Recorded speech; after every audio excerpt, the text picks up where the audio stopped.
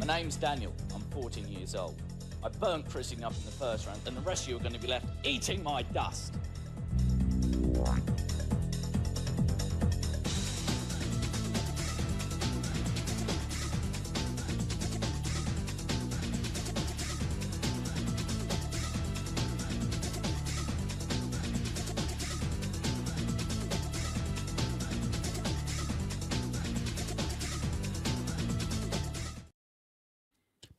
Podcast, man. Have we ever asked what he did to burn Chrissy up? Set her on fire. It's a bit of a thing. Oh my Daniel, he burnt down the auditorium with his parents inside. Yeah. It's a story of but then it turned out it was his brother, Kane. Oh. It's Kane Gibbons. Okay. That's the story of Dan. Right. Let's just check we're live and everything's good. Looks good. How do we sound? Yep. Yep, sound good. Okay, good. Mm-hmm. Like that. Love it. Happy. Do one of these. Stick it over there. Bosh. Dush. Bonk. Bonk. Bonk. Wasn't that a Neo Geo? Gathering new words every day, Tim. Bonk is a new one. It's a game. It's a game. It's a BC kid in the US, I think. Was bonk too rude? Well, isn't Hudson Soft Japanese? So I don't know. I don't know why we got one and why they got the other. Yeah, I'm not even sure the word bonk actually carries any meaning in America, no? Or any, sexual connotations. I don't know. Let's ask an American. Yep. Howdy. Who have we got on site?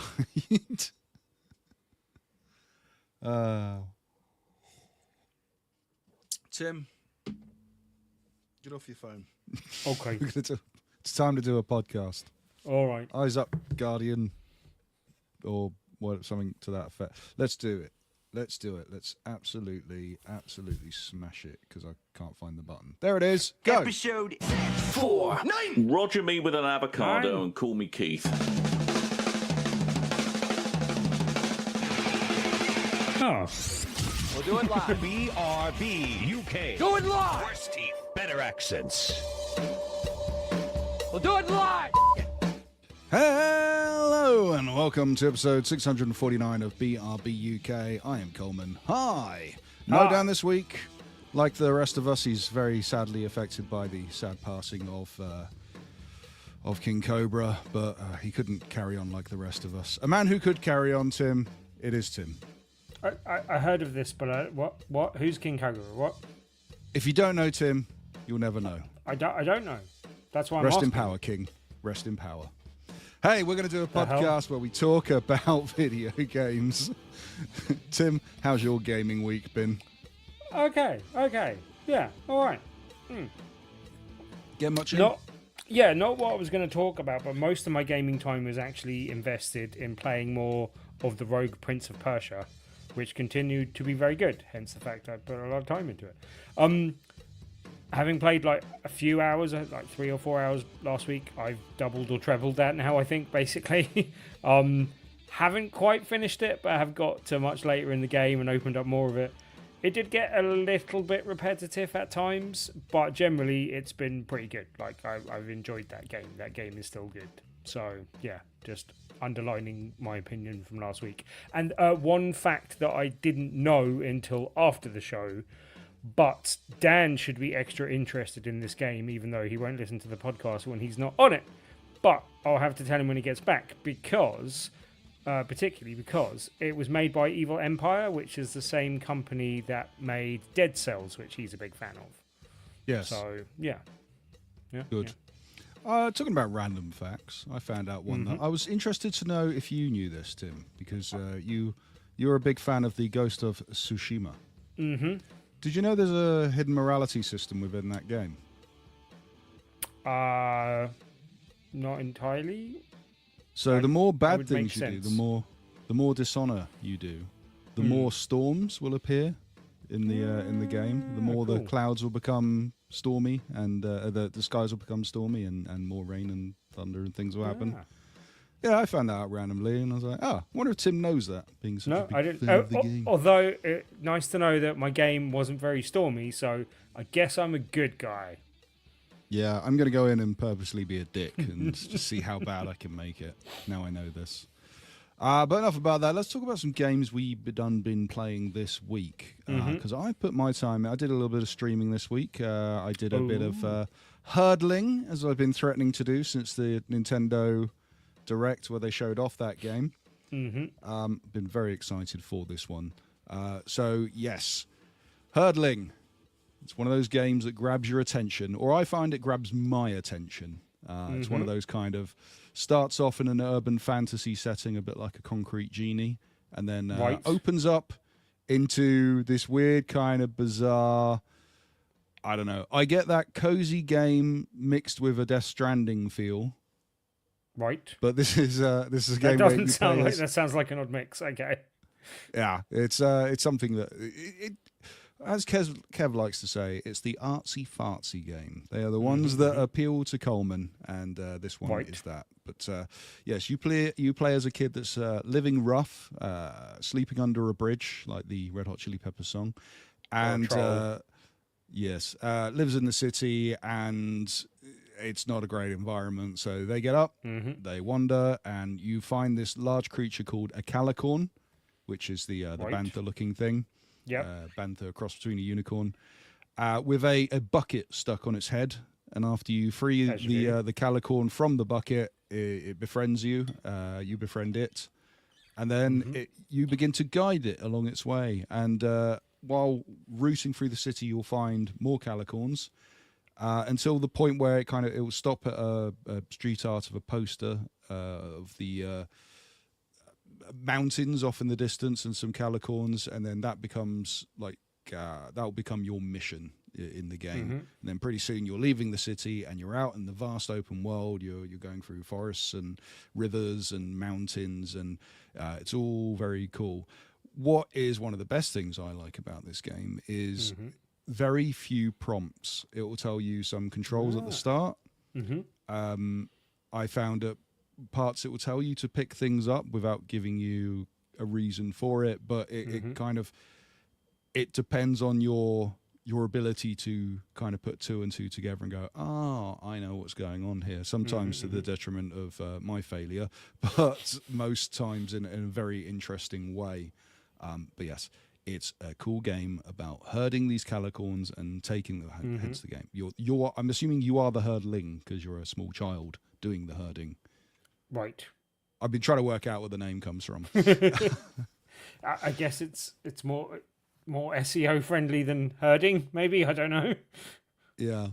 But I've been enjoying it. It's it's a kind of action driven puzzle game with not so much action. It is very relaxing, but there are stressful moments. Like a lot of the times in the stream, I found myself going as I'm trying to guard these large creatures around obstacles, and it's you have to stand behind them and work out what direction you're sending them in. So if you stand to the right, they will go to the left. If you stand to the left, they will go to the right. There's a small kind of guide indicator to show you where they're going. You can slow them down, you can speed them up. There's a kind of an energy bar to say how long you can speed them up for. Dependent on how many calicorns you have, you can lose calicorns on the way, I found out. And ended up starting a section because I was very upset about that, because now I love these little creatures and I have to look after them. But yeah, it's very smooth controls, looks crisp and nice. I've been playing this a lot on the Steam Deck. When I did the stream, it was on the desktop. Then when I was playing it on Steam Deck, very fuzzy on Steam Deck, but still very playable. A little bit of slowdown here and there, but serviceable, I found. But this is something you want to be playing on console, except for the Nintendo Switch, I found out. Because there's some weird issue. There's some weird issue with the camera. A lot of the time, the camera will sink into the floor, past the floor, and cause issues when you're trying to play the game. I don't know if that's been patched out yet, but that's something I found out when I was looking around on the different platforms. No one likes a floor camera. No. I have a question then, Mr. Coleman. Like, Yes, Tim. when you say you're kind of herding them, like, is it kind of lemmings like where they go on a path and you can sort of redirect them, or is it kind of like It's moving obstacles out of their way so they can get things? Like, how are you at what's the actual gameplay in terms of, getting them through the environment? It's funny you mentioned Lemmings, because that's kind of what I thought this game was going to be, more interactive version of Lemmings, and there was going to be puzzles along the way and stuff, and it is that to a point. For the most part, you won't find that they'll just walk off cliffs and things. Like, there is an element of they have some smarts, and there are some kind of barriers that will stop them doing things. If they cross over a bridge, they're going to cross over the bridge. They're not going to fall off it or anything. Other times there will be like junk, because it's near the city, so barbed wire and things that have been kind of mashed together. They can walk into that and get hurt. There will be obstacles of that nature that they could walk into, that you've got to guide them around, and you can do that either by stopping them and then kind of reconfiguring yourself. You can slow them down, make them walk slowly as you're trying to reposition yourself to make them go correctly. But yeah, it's not like Lemmings per se, where they're just going to walk off into a direction and stop. You're doing a lot of the guiding yourself. Okay, and then, so how are you losing some of them then if they've got smarts? Not all the smarts then. They have you could guide them into an obstacle by accident, and then they will start bleeding. And it's really horrific as well, because they just look like they're coated in blood. When they get hurt, and if that happens too many times, they'll just hit the deck and they won't be movable. And you can find some plants in the area that will revive them if you feed them the plant, but those are in specific areas, like checkpointed areas. I found there are moments where, so part of it is because it looks like your aim is to get to the top of a mountain, so along the way there's kind of steep cliffs that can fall away below you, which there are some indicators that that's going to happen. And the first time that happened, one of the little ones kind of walked off, cliff face crumbled beneath him, and then he was and then as I ran to grab him and pull him back, he went whoom, down, and I had to restart that level because I wasn't happy about that. There are predators that will come after them, very large owls that will I thought you meant them. like things with, like, the three red lights and yeah, those two dreadlocks. Yeah. All that kind of thing. But yeah, there are wildlife predators out there that will take them out if you allow them to. Oh. Yeah, it's kind of cool when you I say about, like, it's quite horrific when they get injured because it just looks like they're absolutely coated in blood. When you feed them one of these plants to revive them, they kind of just shake it off. It's like part of their feathers, because they're covered in feathers. Right. And they do like a little wet dog shake, and then all the feathers just disperse, the red Wet ones, dog and then shake? the regular Okay. ones are beneath them. Yeah, and there's a lot of kind of color coordinated elements. There are different colored plants along the way, mostly blue ones that you'll find that they will eat, and so when you eat them, that will revive your boost energy, because you can make them stampede. There are red ones, which I have no idea what they do. I've been kind of avoiding them because I don't know if it was injuring them. There's yellow ones that are used for puzzles, but it doesn't explain, apart from the blue ones, it doesn't really explain that. So, it's kind of find out along the way. It's a very quirky, cool little game. I can see how the average gamer will pick this up and go, what the hell's this? This is boring. But for me, I've really been enjoying it. Yeah, okay. I've been looking at the trophies and I'm the Steam achievements, and I'm very close to the end of this game. So it's a short one, but it's an enjoyable one. I've been getting all the feels from it. It's out now. It's on PlayStation 5, Xbox Series X and S. It's on PC and Nintendo Switch. It's £19.99 if you wish to pick it up. And Hurdling. how long are you talking play wise? Probably like You're near the 8-10 hours, I reckon. that sort of range. And so, I'm gonna have to okay start for the looking price, at- you think? I think there was a discount on the launch, so it was probably more £15 that I paid for the Steam copy, and I'm fine with that. Sweet spot. Yeah. Yeah, Okay. I'm enjoying it. Interesting. I didn't play any footage once again. Here you go. Oh, yeah, let's have a look. There's well, a kid running around. Okay. In an urban environment, looking for a herd to herd. Yes. Wet Dog Shake was also the name of my first band, but yeah.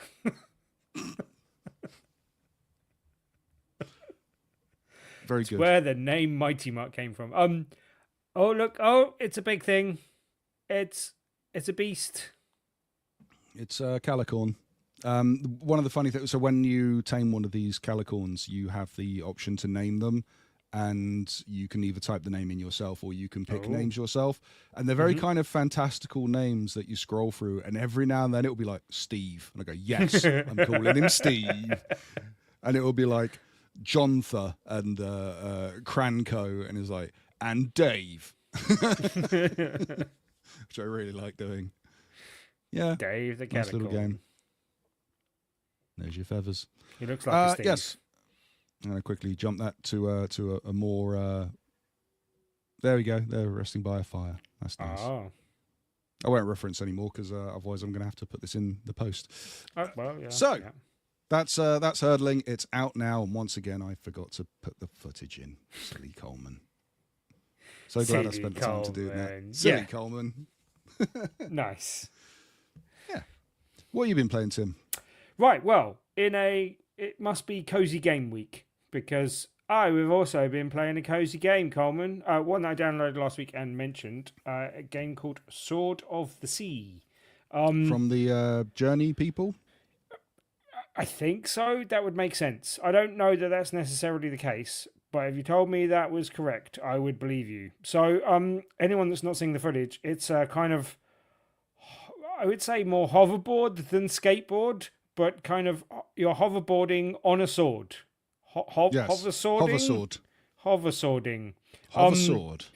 And yeah, you kind of just roaming around. Basically, the Sword of the Sea is confusing, but like you are initially, at least, riding around on sand, but the sand kind of undulates in a sea-like manner.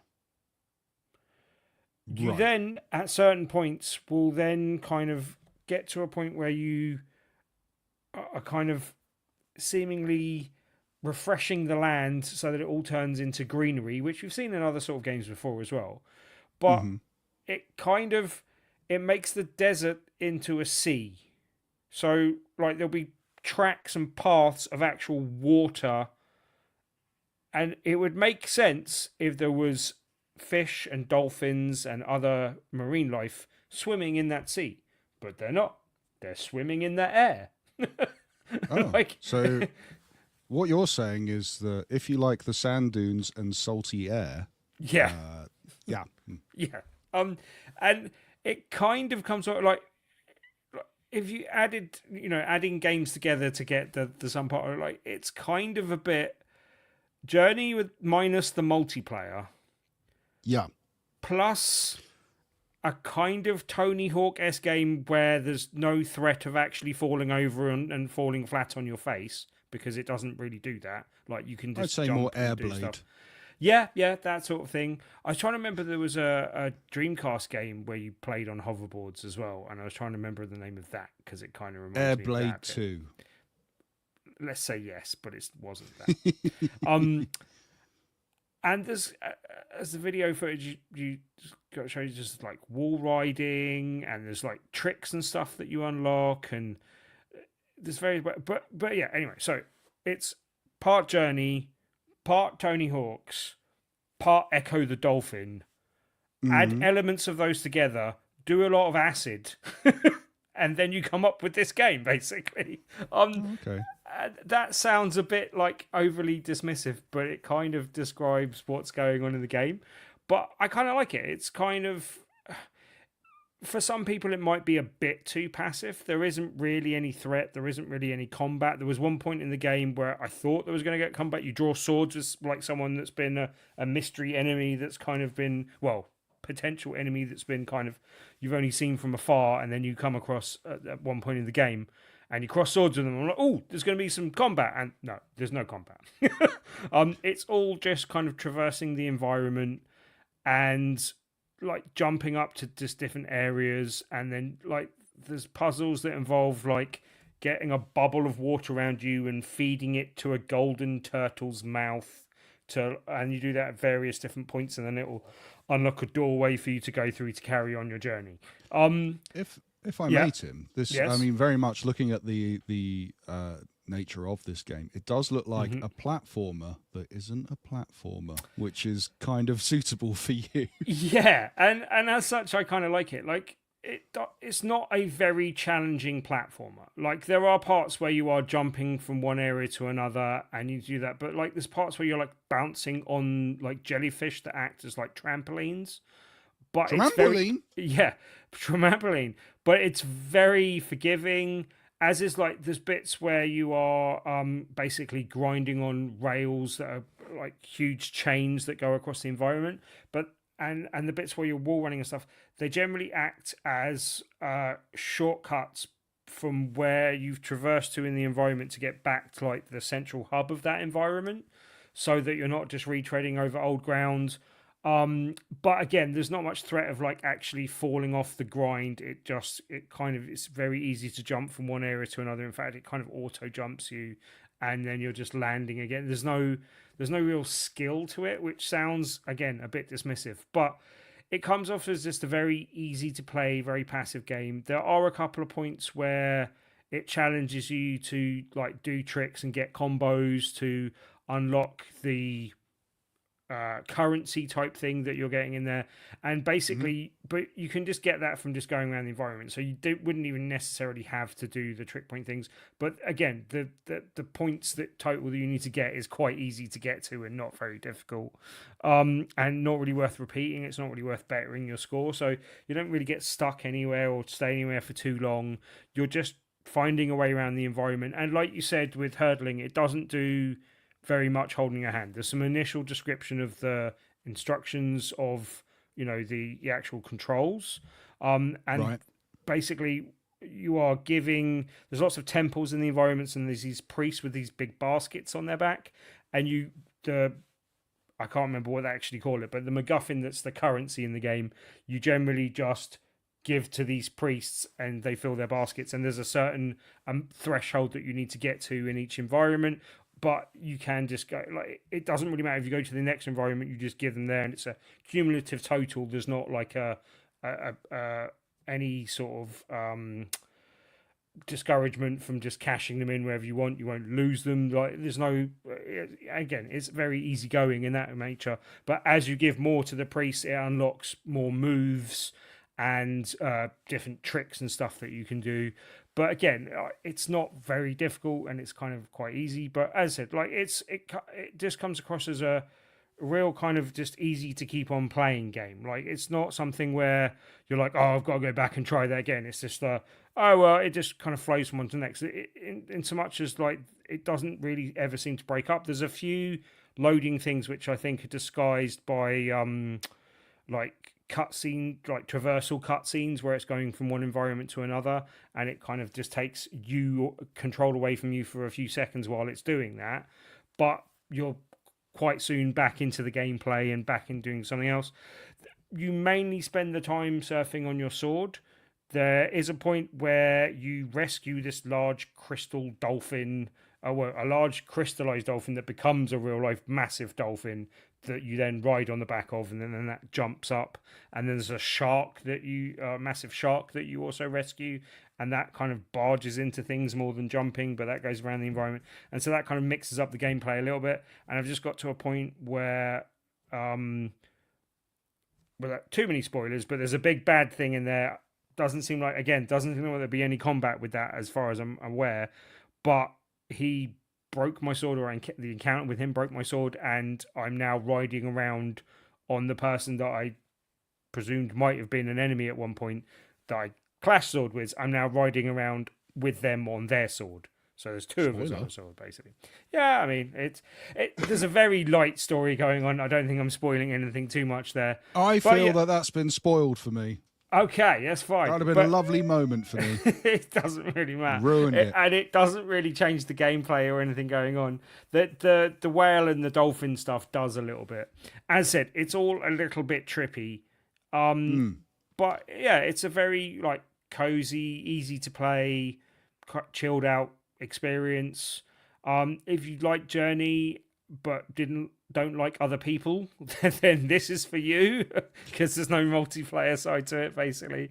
So I was wrong. This isn't from the developers of Journey. This is from the developers of Abzu, which is the underwater swimming game, well. Which makes more sense. Yes. Richard Kirk asks a good question. He says, "Are we sure this isn't all underwater?" I mean, maybe it. Right. SpongeBob situation going on. No, without going into too many spoilers, but there are like different shrine type things that you encounter in the environment that explains a bit of what's going on. And I say explain in a very loose sense.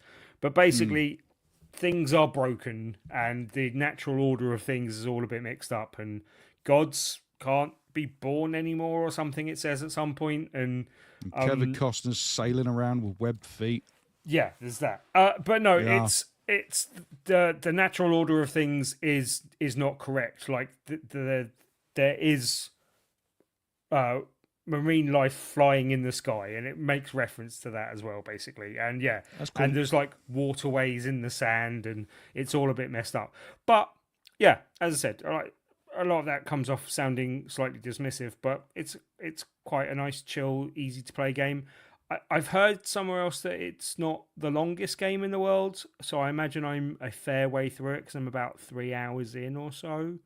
And yeah, like as I said, I went in with not massive expectations, but yeah, it's a nice, cool, chill, easy to play game, and it's quite good. It $19.99 to $24.99 does sound a bit pricey, but it's available cheaper on PlayStation. Cheaper on PlayStation, but also it's on as part of the PlayStation Plus thing, which is where I got to play it as well. So I don't think it's one of the monthly games, but it's in the extra or non-premium levels. So it is generally available on that. And I think if you can get access to it through one of those sorts of services, it's definitely worth having a play with if you like a nice chilled out little skating type game. It's a bit weird, but yeah, not without its charms.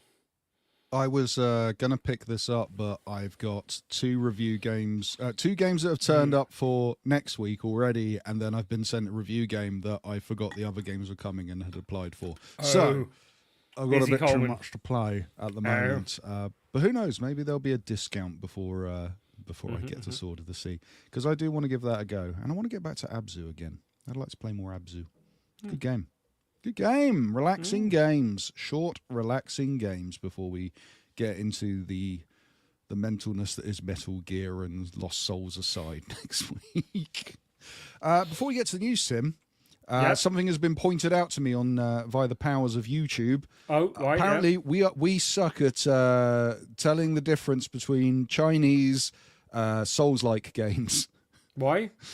Because we were mixing up Black Myth Wukong for one of the other 3 main Chinese Souls-like games last week.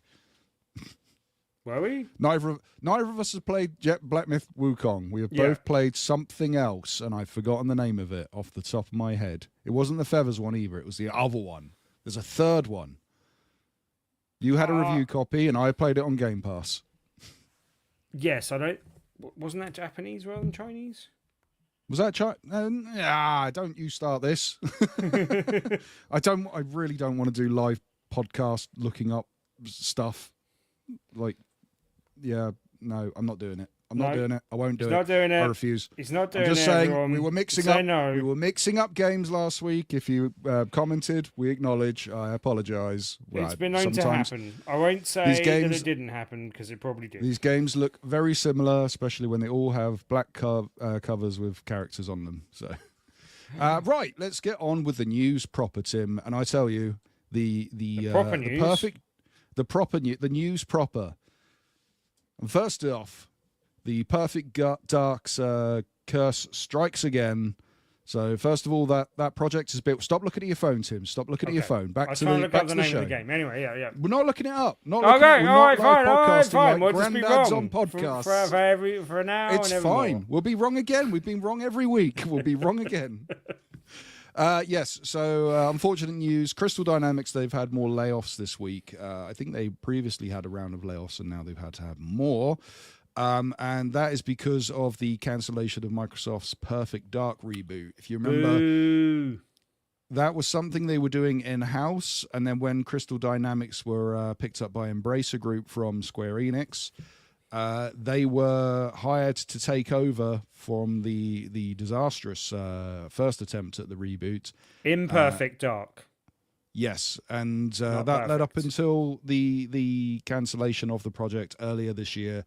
And now, because of that project, the staffing up they did for it, that is not needed anymore, so they've had to lay people off, unfortunately. Yes. Third round of layoffs, apparently. First because of the struggles of Marvel's Avengers, and now because of Perfect Dark. It's all your fault, Colin. You didn't love Marvel's Avengers enough. I played Marvel's Avengers. I bought 2 copies of that game. I bought costumes in that game. I didn't get refunds after they took them off, decided to give them all away or anything like that. I felt a little bit ripped off by that game, but I put a lot of time into it. One day, I might go. I mean, it's in maintenance mode now. Basically, there's no new updates. You can't buy. I don't think you can buy the game anymore. But if you have the game, you can play the game. It's still online and everything. I think I have the game. I'm tempted to go in and go for the platinum one day. It's a very boring grind to get the platinum. You have to do a lot of the Hive missions over and over again. See, it's all your fault, Carmen. Just telling people it's boring is not going to bring all the boys to the yard, is it? I enjoyed that game. It was a game when I was stuck in the rut of my life, a point of depression, and it was there for me. And it was that game that was causing your depression. It took my mind off a lot of things. I'm very grateful for Marvel's Avengers. The only issue is to get the platinum, you have to do this like boss run of the Hive missions, and it's basically doing all of the Hive missions one after the other. It's like 10 missions, and they are long to do in one sitting. So it does not sound like fun. Yeah. No. But while we're talking about Marvel, do you remember earlier in the year we were talking about the cancelled EA Black Panther project? So there were 2 Black Panther games in the works. Another cancelled game. Good. Yes. Well, we've got there's the 2 different games. There's the one that's was it 1907 or something like that? Hydra 1943 or something like that. Thank you. That's the Captain America Black Panther game in Paris, Nazi-occupied Paris. This was the different one where they were doing a mainline Black Panther game developed in EA, where they had the developers behind Shadow of Mordor working on the game, and Shadow of War, the ones that split from Ubisoft. And unfortunately, that Black Panther game was cancelled. They have split from EA, but they've been picked up by Wizards of the Coast, them that do the cards. You know the cards, Tim? I know the cards. Magic the Gathering. And many others. Yeah. And the rest. Yep. Dungeons and Dragons is a part of that? I don't know. Not sure. I know they're seen as something of a monopoly on card games in the collector's market, but they're doing something. We don't know what it is, but yes, Cliffhanger Games. They're going to be working with Wizards of the Coast on something. Ooh, pretty cool. I was expecting a comment of some kind. No, I'm wondering. I'm assuming it's something based on one of their existing properties, but there's already like a Magic the Gathering digital version. So I'm trying to think what it might be. I would hope you would have something along the lines of, say, a Baldur's Gate, where it's set in the world of D&D, but isn't a D&D game. You know, that did pretty well. I mean, Tim's Googling live on the podcast again. Quite a few of those things, yes. Tisk, tisk. Showing your age, Tim. Yeah. 1,000 years old. I am Typing like 1,000 this. years old. Yeah, well, that's what. See, I on my phone. You go, get off the phone, Tim. You're not paying attention to the Two phone. fingers. Well, you're not paying attention. You're Googling stuff instead. You're meant to have memorized this, Tim. I don't remember anything ever. Okay. Well, talking about things that we've got nice little segues today. Talking about things that have been discarded and then picked up again. Atari. Not talking about Atari being discarded, but that's debatable. Atari, we're not sure which version of Atari, but some version of Atari have picked up the rights of 5 different Ubisoft titles. One that you might be quite familiar with, Tim. That is Cold Fear, Child of Eden, Grow Home and Grow Up, but also I Am Alive, which, if I remember rightly, didn't you do the review for that for Big Red Barrel back in there? I do believe so. That is an okay game. It's a very fine, middling game. Yeah. That was a game that got a lot of excitement, but it wasn't Didn't what really it was meant deliver to. on it all. It was meant to be like okay, as I said.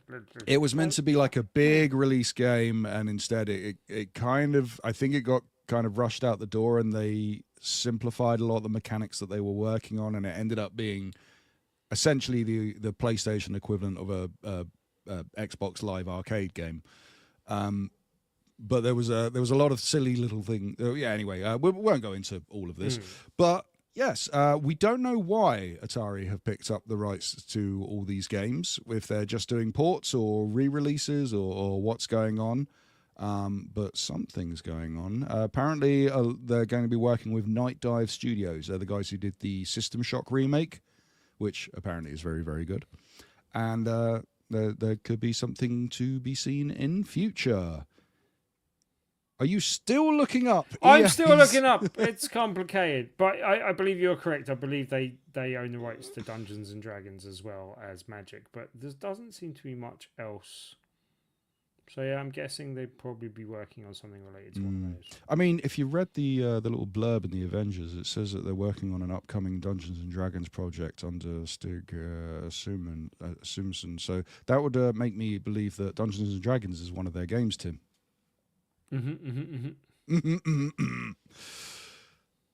Acclaim. Remember them?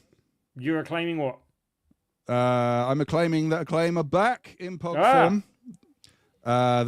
We spoke about this a little while ago, earlier in the year, I think, like March time, I think. There was the news that Acclaim are coming back. For some reason, WWE legend Jeff Jarrett is behind part of this. On the board of Acclaim. But they're back after 2 decades. And if you don't know, Acclaim, they were the publisher behind massive titles back in the day, like Turok and NBA Jam and the rest.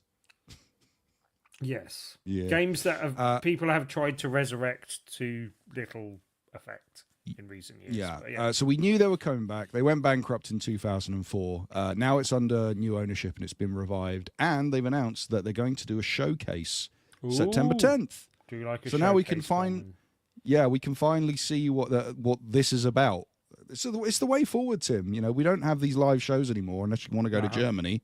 Then we pretend it's still the pandemic and we watch all these presentations on YouTube instead of having a live audience in an auditorium somewhere clapping along to everything. But yeah. Do we know what IPs they own still? No. Clay Fighter? Live Google maybe? time. No live Googling. Well, remains to be seen if they're just bringing back older games or if they're publishing new games. We'll see on September the 10th. It'll be one to look out for. Biggest news this week, I think. Oh, yeah. No Man's Sky. Oh. So, in the same week that we got one of those Bethesda Spotlight things where they were talking to one of the developers about one of the guys behind I've forgotten the name, Starfield, because Starfield is going to get some kind of update in the future, probably next year at this point. But they really want to rework that game and make it perform better than it did and bring it to PlayStation 5. The most exciting thing I've seen for Starfield in recent months, though, did you see the Star Wars mod that someone did for it? that looked very Yes. cool. That Yeah, it looked cool. Starfield does not. Very, very cool. It looked cool. But yes, in the same week that they were trying to drum up some excitement for Starfield once again, No Man's Sky 6.0 Voyagers update. It's up live now. Hello Games. So they're working on a new title at the moment, which we've spoken about before, but they've launched this gigantic update for No Man's Sky Voyagers. The headline edition is the but from Orange is the New Black version instead. Yeah, okay. Yeah, sure. Or no, actually, Mrs. Columbo version instead. I think that would be better. Okay. But huge update. The idea is now you can build these gigantic spaceships, and but they're like you design them from the inside now, and you've got med bays and things like a Star Trek Voyager, as I might say. And you crew them with your friends, which is pretty damn cool. Boldly go where no one has gone before. Sure. Apparently, these are mechanics that they will work. The mechanics that they're doing in the No Man's Sky updates are ones that they were working to the next project, Light No Fire, Right, yeah. which because I was watching the teardown thing with what's his face? I've forgotten his name. The main guy in Hello Games, Sean Guy. Who's Sean Austin, Sean Butler, Sean of the Dead, Connery. Yeah, Sean Connery of Hello Games from Beyond the Grave.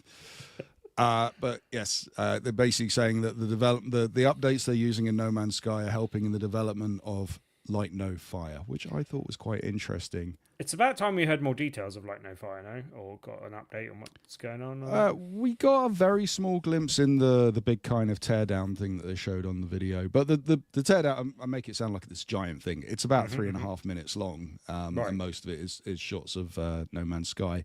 But going back, what this launched 9 years ago now? Let's say yes. It's had an insane amount of free updates. I don't know how this game makes I don't know money. what they're doing, no. It is night and day to what it looks like now. It just looks so impressive. This makes, and I do this every time. When there's a big update, one of the big updates, I go, going to get back into No Man's Sky, and because I really, really loved this game on launch, I put a lot of hours into it, and then they started doing the updates, and I kind of put it to the wayside, and I decided to come back to it at some point, and every time I do, I go, oh my God, there's so much stuff to do, I don't know what I'm doing anymore. Yes, that's the problem. But at least they're playing 65 Days of Static, and I go, ooh, I like that music. Apparently, this looks extra nice and shiny on the PlayStation 5 Pro. In fact, one of the only reasons possibly to actually own a PS5 Pro, playing this, especially in VR as well. Apparently, it looks extra nice. But it's got the whole, is it PSSR thing? The pisser, yes. Yes, the pisser with the foveated rendering apparently makes it look extra nice.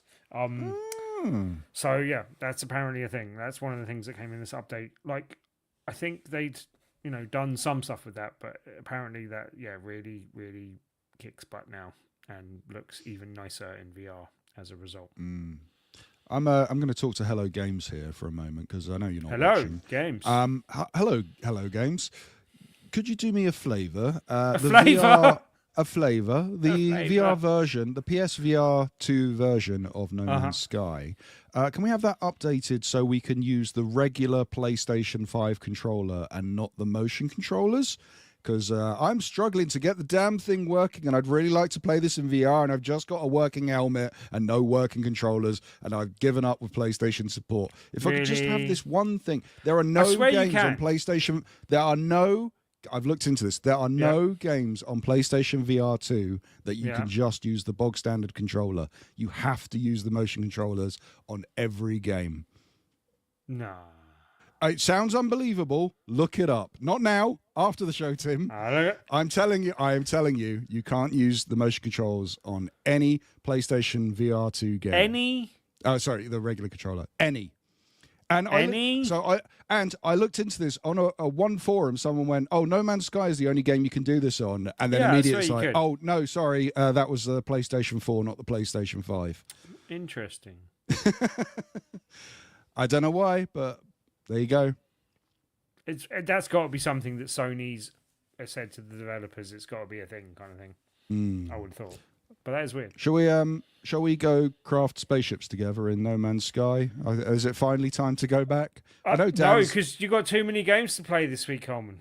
I do, yeah. Well, maybe in a couple of weeks or something when I'm done with some of these games. When I've not the list down. I know Dan's big into No Man's Sky. He likes jumping back in for the updates. So we've never played the three of us in No Man's Sky at the same time. No, like that was like one of the only things I was excited about a lot of that game, but that was like my main thing I was excited for, because if you remember the whole controversy of you're going to hunt me down. Oh, you can meet up your friends in the game, you could theoretically find your friends in the game, but you won't because it's just too big and expansive. And then two people found the same planet, they went to the same area, and they couldn't see each other. That was like a big controversy when the game launched, and then eventually they went, okay. You have it was huge. There were death threats. There were for a while. I'm pretty sure. I think Hello Games got to a point where they thought the basic line of communication between them and the general audience is death threats, because they were getting. If you remember, every time the game got delayed, death threats. First, the reporters that reported the game was delayed, they got death threats. Then when it was actually delayed, Hello Games got death threats. When the game came out, they got death threats. When it didn't do something they didn't want to do, death threats. Hello Games, here's a death threat. But yes, we've had updates including the base building, the multiplayer, the multiplayer across different platforms, the VR, the underwater fishing. There's loads of stuff that's been added over the years. We just need to say, Hello Games, it's time to move on. Thank you for your service. Yeah, but no, don't, stop it. Put the game down. Carry on with your new game, or you'll run out of money. Isn't it something like 39 updates, all free? I mean, possibly yes, but it says 6.0. So, yeah, I don't know. I want one more. Just a little. Just stop at 40. But boom, there we go. Just controller support for Coleman. Yeah. Yes, that's number 40. Yeah. Regular controller support on a PSVR 2, please.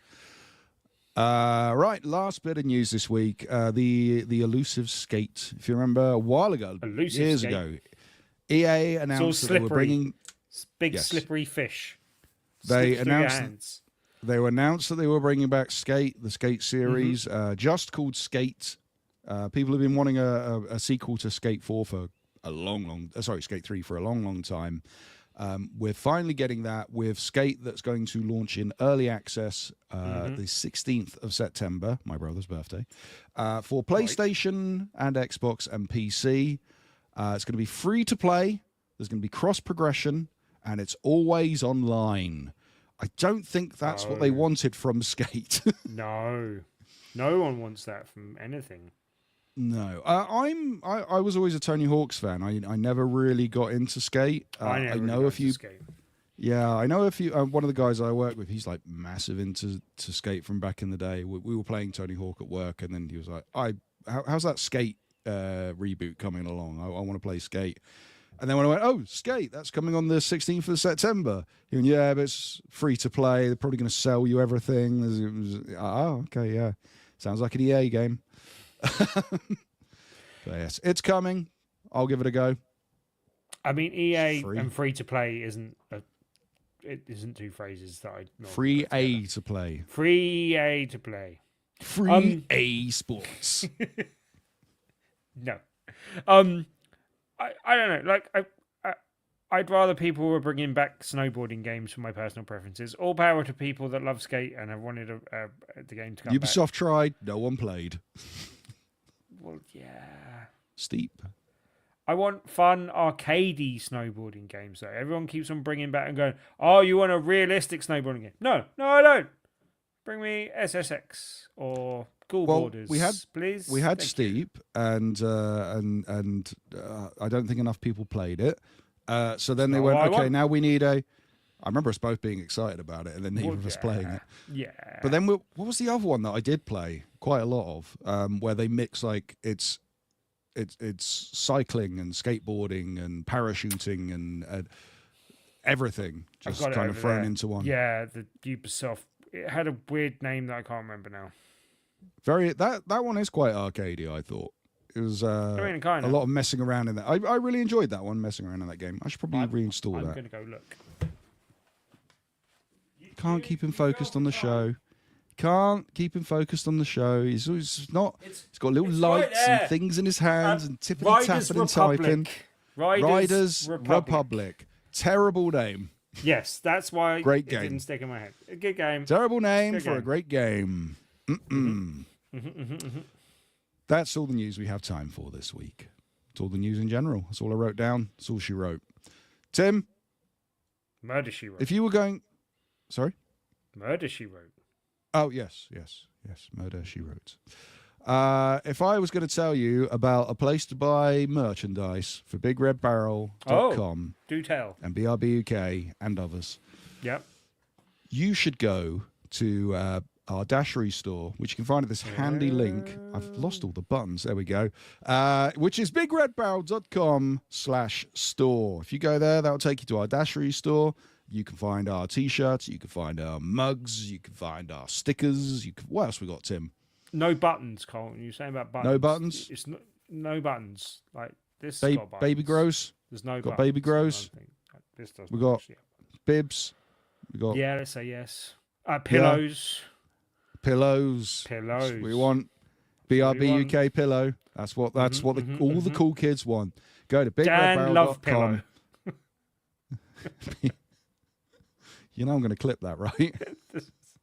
There's no Dan Love pillow. I'm sorry to disappoint. Come in my love cupboard. You can find all that at BigRedBarrel.com/store. Tim, tell me about Tuesdays.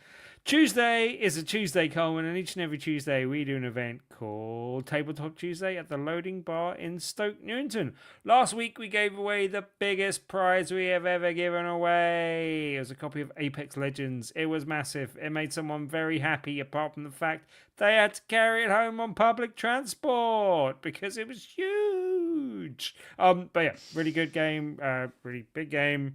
Took a long time to pack away and put up and set up and stuff, but if you like Apex Legends, it's definitely one worth checking out. Go and check out Apex Legends, the board game. This week's feature game is very different to last week's feature game. It won't take a long time to pack away. It's quick to play, and it's very silly. And it's called Oh My Pigeons. One for Bleezy. Oh, Bleezy. But yeah, silly little party game, looks good fun, should be a good one to come along and play this week. If you want more details, check the right hand side of BigRedBarrel.com. There is a big old button that says Tabletop Tuesday that you can press for details and get a video that will help teach you the game of the week. Also, you can join the over 2,250 plus members on our Meetup group. Search for Tabletop Tuesday on Meetup.com. Or just come along to the Loading Bar this Tuesday and almost every other Tuesday. Just come along to Tabletop Tuesday at the Loading Bar in Stoke Newington every Tuesday. There you go. Cool. If you want to come in Tim's love cupboard, then be sure to go to Tabletop Tuesday at the Loading Bar in Stoke Newington for All My Pigeons. I think that's the 2nd of September. That sounds like a Tuesday. That sounds like a thing. That sounds like a thing. Be there. And also be sure to... Yes. If you got this far in the show, thank you for listening. Thank you for watching. We love you, you weirdo. Be sure to go to BigRedBarrel.com. That is the website that hosts this here podcast and other things. Stuff, things. Check it out. Yes. Also, you can find links to our social medias, including our Discord, which you can handily sign up to if you go to BigRedBarrel.com/Discord. That'll whisk you off to our invite link to Discord, where you can go to the Big Red Barrel Discord. You can chat to us. You can participate in gamer nights. I hear Destiny's a popular one. It's probably the only active one there at the moment. You can go and claim some free games. BigRedBarrel.com/Discord. Discord. Discord. Discord. Oh, Sean Connery's back from Hello Games. Well, being slightly piratey. Sean Murray. Sean Murray. Good. Sean Murray. He's looking a lot healthier these days than when he did the launch of No Man's Sky, where he looked all emaciated with a gigantic beard. Anyway, that's Sean Connery. You're thinking of Sean Connery again. One Sean. open-handed slap around the galaxy. One procedurally generated open-hand slap. I'm Sean Murray, and this is how I talk. Hello, games. This has been BRB UK, episode 649. We'll be back next week, hopefully with Dan in tow, with lots of games I need to talk about. One of them manually, I can't say the word. One that is required for me to talk about. Mandatory, thank you. Words elude me. I have been Coleman. I might have been Tim. Dan will hopefully be back next week. Rest in power, That's King also Cobra. mandatory. That is also mandatory. Until next time, dear listeners, dear viewers, a goodbye. 650 next week, Coleman. 650. Just 650. Just 650. Boom. Check out the big gray on red. Get over here! Oh, Tim, you know what's coming next week? Wookiees. No?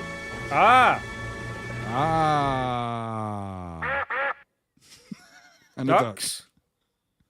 Duck? Yeah, sure. Worst episode ever. You're thinking of snakes, not ducks. Ducks. You get nothing. That's the wrong button. Yep. I wanted to hit that one. Yeah, and I'm not easily impressed. Wow, a blue car. I love that one. Wow, a blue duck. Wow, a blue duck. I should work on a Simpson. I've only had this long to work on a Homer Simpson impression. It's fairly new in the zeitgeist, you know. Hi, Homer.